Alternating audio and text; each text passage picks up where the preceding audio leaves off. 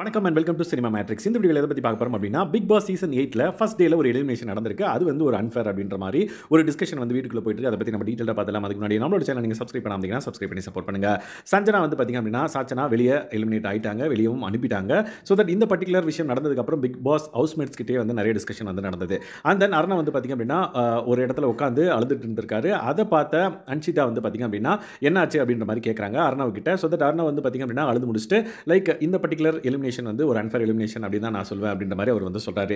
ஏன் அப்படின்னு கேட்டாங்க அன்ஷிதா. அதுக்கு வந்து இவர் என்ன பதில் சொல்லியிருக்காருன்னு பார்த்தீங்க அப்படின்னா, லைக் ஒரு விஷயம் காலையில் அந்த பொண்ணு விளையாட்டா பெருந்தன்மையாக ஒரு விஷயம் வந்து சொல்லிடுச்சு.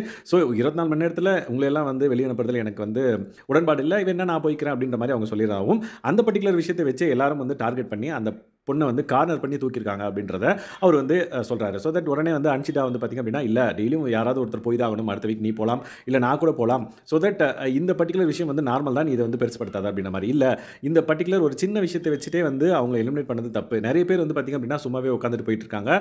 காலையிலேருந்து வந்தது வரைக்கும் பார்த்தீங்க அப்படின்னா நிறைய பேர் வந்து சும்மா உட்காந்துட்டு இருக்காங்க, எதுவுமே வந்து பார்ட்டிசிபேட் பண்ணாமல், விச் மீன்ஸ் கான்வர்சேஷனும் இல்லாமல் கம்முன்னு இருந்திருக்காங்க. அவங்களெல்லாம் வந்து ஏன் யாருமே சூஸ் பண்ணல அப்படின்ற மாதிரி அவரோட ஆதங்கத்தை வந்து தெரிவித்தார். ஸோ தட் ஓகே, இந்த பர்டிகுலர் பொண்ணுக்கு வந்து இது எவ்வளோ பெரிய சான்ஸு, இந்த பர்டிகுலர் ஷோ வந்து எந்த அளவுக்கு அவங்களுக்கு ஒரு ஸ்கோப்பு கொடுத்துருக்கும், அந்த பர்டிகுலர் விஷயத்தெல்லாம் அவங்க மைண்டில் வச்சிருந்தாங்கன்னா எப்படி அவங்க இவங்களை நாமினேட் பண்ணுவாங்க அப்படின்ற மாதிரிலாம் வந்து சொல்லியிருந்தாரு. ஸோ தட் ஒரு ப்ராப்பர் நாமினேஷன் ரீசனை வச்சு நாமினேட் பண்ணும். சும்மா ஒருத்தர் ஒரு காரணத்தை சொல்லிட்டாங்க அப்படின்றதுக்காக அவங்கள வந்து டார்கெட் பண்ணி எல்லாரும் வந்து வெளியே அனுப்பியிருக்காங்க. அது வந்து ரொம்ப அன்ஃபேர் அப்படின்ற மாதிரி அவர் வந்து சொல்கிறாரு.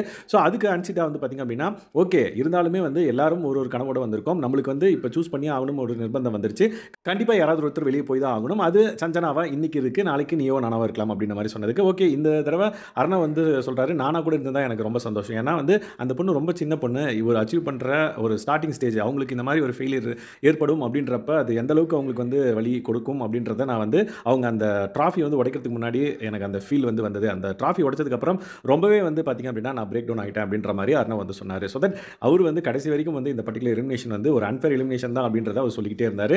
அன்ஷிதாவும் வந்து பார்த்திங்க அப்படின்னா ஓகே இதை விடுங்க, நம்ம இதை அப்புறமேட்டு நம்ம பேசிப்போம், ஸோ எலிமினேட் ஆயாச்சு, இனிமேல் எப்படி சர்வே ஆகிறது பார்ப்போம் அப்படின்ற மாதிரி கான்வர்சேஷன் வந்து முடிச்சிருப்பாங்க.